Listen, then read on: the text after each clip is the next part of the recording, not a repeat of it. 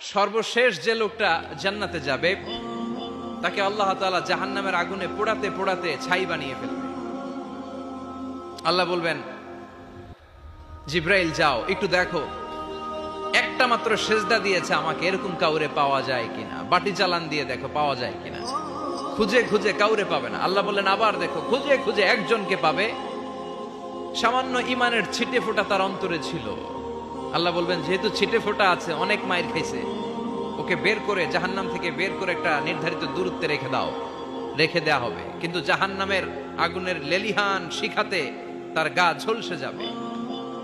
সে আল্লাহর ডেকে বলবে, মাবুদ তোমার কাছে আমি কিছু চাই না,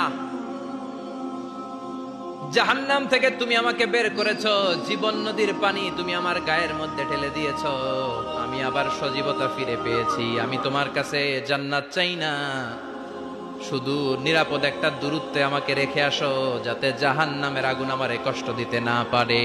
আল্লাহ, আমি কিন্তু তোমার কাছে জান্নাত চাই না। কি চাই না? জান্নাত চাই না, কিন্তু জাহান্নামের আগুন আমারে কষ্ট দিচ্ছে, এতটা দূরত্বে রাখো যাতে জাহান্নামের আগুন আমার গায়ে না লাগে। আল্লাহ বললেন, ওকে রাখবো, কিন্তু আমার সাথে একটা কন্ট্রাক্টে যেতে হবে, যে এটা তোমাকে দিলে তুমি আর নতুন করে কিছু চাবা না। সে বলবে আমি রাজি, কন্ট্রাক্ট হয়ে যাবে। আল্লাহ জিব্রাইলরে বলবেন, যাও এমন দূরত্বে রাখো যাতে জাহান্নামের আগুন ওরে কষ্ট না দেয়। রেখে আসা হবে, অনেক দিন সে ওখানে আনন্দে থাকবে, আল্লাহ শুকরিয়া করবে। সে মনে মনে বলবে, বেঁচে গিয়েছি, আমি বেঁচে গিয়েছি, জীবনে আর কিছু চাই না, জাহান্নাম থেকে আমি বেঁচে গিয়েছি। অনেকদিন থাকার পরে মনে মনে ভাববে, বাইসা তো গেছি, কিন্তু নতুন করে একটু ট্রাই করে দেখি, জাহান্নামের সৌন্দর্যের দৃশ্য একটু চোখ দিয়ে অবলোকন করা যায় কিনা। সে আল্লাহরে ডেকে বলবে, আল্লাহ ইনদি সুআল, আমার একটা ফরিয়াদ আছে। কি ফরিয়াদ? আল্লাহ আগেই বলে রাখি, আমি কিন্তু জান্নাতে যেতে চাই না। আল্লাহ বলবেন, কি চাও? সে বলবে, আল্লাহ তোমার জান্নাতটা তুমি কত সুন্দর করে বানিয়েছো, আমি একটা নজর শুধু দেখতে চাই। জান্নাতের দরজার সামনে নিয়ে যদি আমারে বসিয়ে রাখো, দ্যাটস ইনাফ, আর কিছু চাই না, শুধু জান্নাতের দরজার সামনে। আল্লাহ বললেন, তুই না ওয়াদা করেছিস, তুই না চুক্তি করেছিস। সে বলবে, আল্লাহ আমারে হতভাগা বানাইয়া তোমার কি লাভ? সুবহানাল্লাহ পড়েন।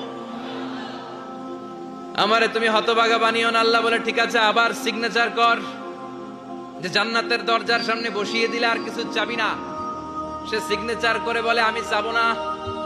আল্লাহ বললেন, জিব্রাইল বেচারারে ধরে জান্নাতের গেটের সামনে বসায় দে। এবার জান্নাতের গেটের সামনে বসে বসে জান্নাতের সৌন্দর্য দেখা শুরু করবে। সুবহানাল্লাহ। এমন সৌন্দর্য যেটা চোখ দিয়ে কেউ দেখে নাই, কান দিয়ে শুনে নাই। ওই সৌন্দর্য চোখে দেখে, কান দিয়ে আওয়াজ শুনে, মাগার ভোগ করতে পারে না। অন্তরে জ্বালা আছে না নাই? এয়ার কন্ডিশনের রুমে ঢুকতে না পারলেও, এয়ার কন্ডিশনের রুমের দরজার বাইরে দাঁড়ালো, এয়ার কন্ডিশনের রুমের একটা ঠান্ডা বাতাস গায়ে লাগে না? কথা বলেন তো। ও যখন জান্নাতের দরজার সামনে দাঁড়াবে, ওর গায়েও এরকম জান্নাতের ঠান্ডা বাতাসের হিমেল ছোঁয়া গাটাকে শীতল করে দিবে।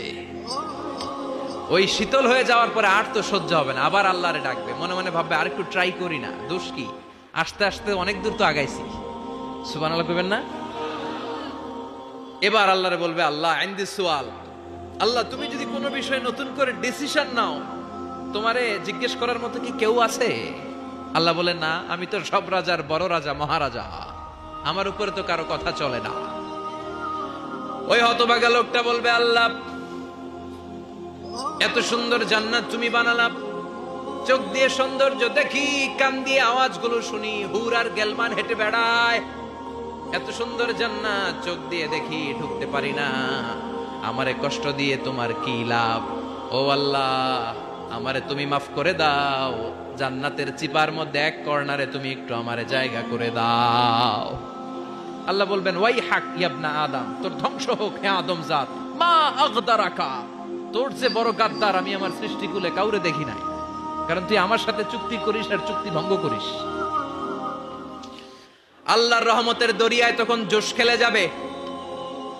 ওর আকুতি মিনতি চাহনি আল্লাহর রহমতের দরিয়ার মধ্যে জোশ লাগিয়ে দিবে। আল্লাহর দয়া হয়ে যাবে, মায়া হয়ে যাবে। আল্লাহ বলবেন, ঠিক আছে, জান্নাতে যা। লোকটা এবার এক দৌড়ে জান্নাতের ভিতরে ঢুকে যাবে। লোকটার দৌড় দেখে আবার লোকটারে আল্লাহ ডেকে বলবে, একটু দাঁড়া, একটু দাঁড়া, জান্নাত তো দিছি, তো দৌড় দিলি কেন? সুবহানাল্লাহ কইবেন না? লোকটি বলবে, আল্লাহ প্ল্যান তো আমি কম করি নাই, এত চেষ্টার ফলে আমি আসতে পারছি, আবার যদি তুমি বাইর করে দাও, এই জন্য এক দৌড়ে এমন চিপার মধ্যে লুকামো যাতে তুমি আমার না দেখো। আবার আল্লাহর রহমতের দরিয়ায় জোশ খেলে যাবে, আল্লাহ কাছে ডাকবে, কাছে আয়, ও গোলাম তোর কি মনে চায় আমারে বল, আজকে তুই চাইতে থাক, আমি দিতে দিতে তোর মনের সব আশা পূরণ করে দেব।